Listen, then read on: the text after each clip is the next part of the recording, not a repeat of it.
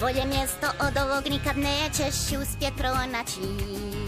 Ovo naš je mali raj skriven između pustinja i dina. Prolazimo kanjone, treniramo dubake, gradimo kotače, štakori da trče i palimo naš stvorni strojček za pječane dvorce. To je Tatooine. Da mi živimo kraljevski i dva sunca griju nas toplinski. Samo lagano se vozimo mi ili jedemo sladoled plavi.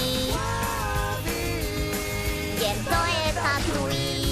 Imamo sunca dva, pazi, jedan i dva. I tu su glavna braća, ti i ja. Mi smo braća, al polu i ne dijelimo gen. Ali ono što nas veže, to je Tatooine. Truvamo mi ozbiljno utrke, mi vozimo, trgujemo nekaj.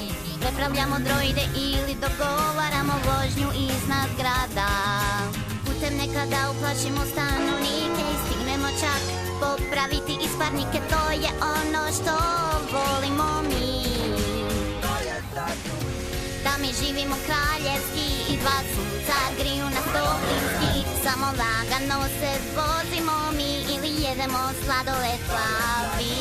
Ja možda malo sam subjektivan, al zašto itko bi odavde sad otišao? Znam da ovaj grad je pravi ponos moj, al tako sretni smo da sve ćemo ponoviti.